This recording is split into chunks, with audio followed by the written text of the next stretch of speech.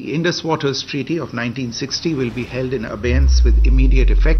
हालिया कैनाल के तनाज़े और इंडिया की तरफ से इंडस वाटर ट्रीटी को सस्पेंड करने के फैसले ने नए सवालात को जन्म दिया है। प्रोटेस्ट और पॉलिटिकल स्टेटमेंट से लेकर ग्रास रूट्स तक हर तरफ सिर्फ एक ही सवाल घूम रहा है, पाकिस्तान का कैनाल सिस्टम असल में किस तरह काम करता है। अगर आप पाकिस्तान के वाटर बेसिन को ऊपर से देखें तो आपको एक डोमिनेंट फीचर नजर आएगा, इंडस रिवर और उसके चारों तरफ फैला हुआ एक कैनाल्स का वेब। ये इरिगेशन नेटवर्क ना सिर्फ पाकिस्तान बल्कि दुनिया के सबसे बड़े आपाशी निज़ामों में से एक है। इस सिस्टम ने बंजर ज़मीन को जरखेज़ खेतों में तब्दील किया है, लेकिन इसकी कहानी की जड़ें बहुत गहरी हैं।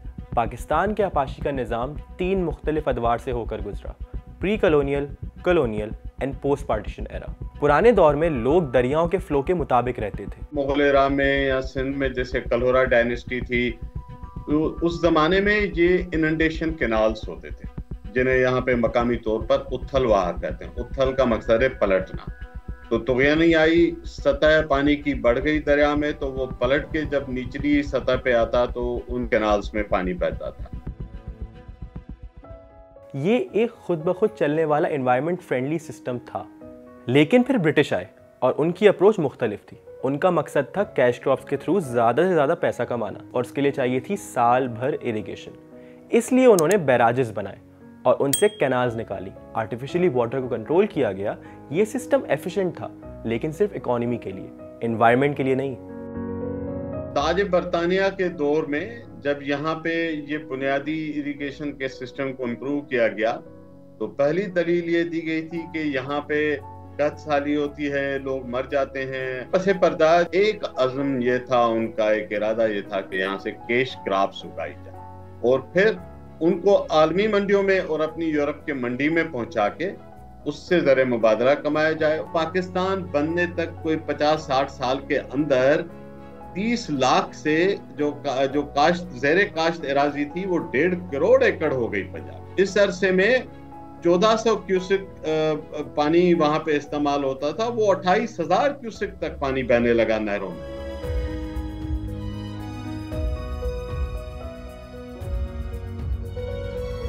– 1947 के बाद पाकिस्तान ने इसी लेगेसी को कंटिन्यू किया, मगर जो इरिगेशन सिस्टम हमें मिला वो यूनाइटेड सब कॉन्टिनेंट के हिसाब से था। इसका हेड कंट्रोल पाकिस्तान के पास नहीं आया। दरिया पाकिस्तान में थे, लेकिन उनका सोर्स और हेडवर्क्स इंडिया के पास था और ये इम्बैलेंस जल्दी ही सामने आ गया। अप्रैल 1948 में इंडिया ने फेरोजपुर हेडवर्क से पाकिस्तान का कैनाल्स का पानी अचानक बंद कर दिया। ये पहला सीरियस वाटर क्राइसिस था पाकिस्तान के लिए और इसी क्राइसिस ने बाद में इंडस वाटर ट्रीटी का रुख लिया। 1960 में वर्ल्ड बैंक की गारंटी के साथ पाकिस्तान और इंडिया ने साइन किया इंडस वाटर ट्रीटी। इसके तहत रावी, ब्यास और सतलज ईस्टर्न रिवर्स इंडिया के हवाले किए गए, जबकि इंडस, झेलम और चनाब वेस्टर्न रिवर्स पाकिस्तान को मिले। इंडिया को वेस्टर्न रिवर्स पर सिर्फ लिमिटेड इस्तेमाल की इजाज़त दी गई, बिना पानी रोके, जैसे हाइड्रो पावर या इरिगेशन के लिए। एक परमानेंट इंडस कमीशन भी बनाई गई जो डेटा शेयर करती है और डिस्प्यूट्स को हैंडल करती है। लेकिन ट्रीटी के बाद प्रोविंसेस में वाटर डिस्ट्रीब्यूशन का मसला खड़ा हो गया। 1960 में जब हमें इंडिया के साथ ये मुआहिदा करना पड़ा, इंडस बेसिन मुआहिदा, तो उसके बाद 8 नए लिंक कैनाल्स बने, 2 नए बड़े डैम्स बने और बहुत सारी नहरें बनी, जो सब कुछ पंजाब के इलाके में किया गया। जहन में रखिएगा कि सखर बैरेज 1932 में अंग्रेज बना के गया। पाकिस्तान बनने के बाद जो 2 बैरेजेस बने ये अंग्रेज के दौर में अप्रूव्ड थे, लेकिन जो इंडस वाटर ट्रीटी के बाद जैसे रिप्लेसमेंट वर्क्स कहा जाता है, वो तमाम के तमाम कैनाल्स और जो डैम्स बने वो पंजाब में बने। उसकी कास्ट फिर लोअर रैपिडन के तौर पर सिंध के हिस्से का पानी उसकी नजर हुआ। उसकी सारी इंटरनल पंजाब में नए रकबे और पुराने जो 3 मशरकी दरा दे गए इंडिया को, उनको पानी देने के लिए वो पानी डाइवर्ट कर दिया गया। तो सिंध के हिस्से का पानी निस्फ से भी कम हो गया पाकिस्तान बनने के बाद। क्या ये वीडियो आपको अच्छी लगी? अभी सब्सक्राइब करें और बेल आइकन पे क्लिक करें। 1991 में एक वाटर अकॉर्ड साइन हुआ जिसमें प्रोविंसेस को पानी का कोटा दिया गया। लेकिन वक्त के साथ साथ जब पाकिस्तान को बदतरीज वाटर शॉर्टेज का सामना होने लगा, इंडिया ने डैम्स बनाए और कुछ जगह पानी का रुख मोड़ दिया गया। और अब जब ट्रीटी सस्पेंड हुई है, ये सिर्फ पॉलिटिकल इशू नहीं रहा, ये हमारी इरिगेशन, फूड सिक्योरिटी और डेल्टा तक के लिए एक एग्जिस्टेंशियल थ्रेट है। आज हम 2025 में वाटर स्कार्सिटी के थ्रेशहोल्ड पर खड़े हैं, लेकिन आयरनी ये है कि बारिशें और फ्लड्स भी बढ़ गए हैं। ये पैराडॉक्स क्लाइमेट चेंज का नतीजा है। पाकिस्तान का इरिगेशन सिस्टम लार्जली रिलाई करता है ग्लेशियर्स और मॉनसून्स पर। जो कराकोरम, हिंदू कुश, हिमालय रीजन के ग्लेशियर्स हैं, बर्फानी पहाड़ जिनसे हमारे पास पानी आता है, साइंसदान कहते हैं कि पिछली दिहाई में उनके पिघलने की रफ्तार उससे पिछली दिहाई के मुकाबले में 65% ज्यादा थी। वो दुनिया में कहीं ग्लेशियर्स इस रफ्तार से नहीं पिघल रहे।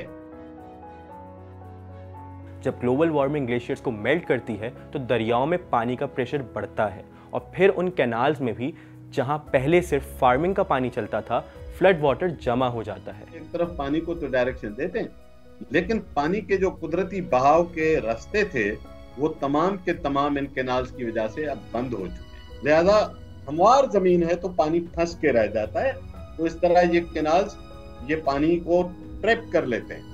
यही वजह है कि जब बड़ा सैलाब आता है तो सिंध में पानी 6-6 महीने नहीं निकल सकता। इसका सबसे बड़ा नुकसान देखा गया सिंध में। लैंड इरोजन और पानी की अनफेयर डिस्ट्रीब्यूशन। अक्सर आवाम ये कहने पर मजबूर हो गई कि पंजाब सारा पानी ले जा रहा है। साल के 10 महीने कोटड़ी से नीचे पानी नहीं बहता।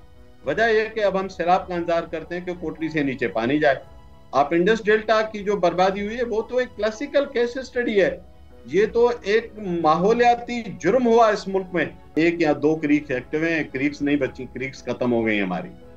जो जमीन समंदर बुर्द हुई है, या आज का जो केटी बंदर का शहर है, ये तीसरा केटी बंदर है। 2 केटी बंदर तो समंदर निकल गया। हमारा डेल्टा तो एक्सपेंडिंग डेल्टा था, फैलता हुआ डेल्टा था, अब सुकड़ता हुआ है। कुछ इलाके ऐसे हैं जहां कभी पानी पहुंचता ही नहीं और जहां जाता है वहां इंफ्रास्ट्रक्चर की कमी की वजह से तो ज़ाया हो जाता है या डिजास्टर में तब्दील हो जाता है। एक स्टडी के मुताबिक इंडस डेल्टा का एरिया 1833 में 13,900 स्क्वायर किलोमीटर था, जो 2018 तक सिर्फ 1,067 स्क्वायर किलोमीटर तक रह गया है, यानी 92% की कमी।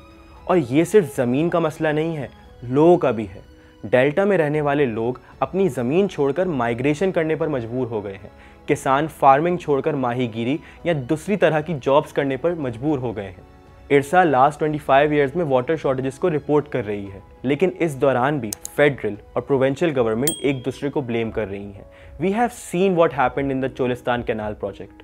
और जब इंडिया की जानिब से इंडस वाटर ट्रीटी को सस्पेंड कर दिया गया है और पाकिस्तान ऑलरेडी ड्राउट और शॉर्टेजेस का सामना कर रहा है, तो सवाल ये है कि इस इरिगेशन सिस्टम का फ्यूचर क्या है।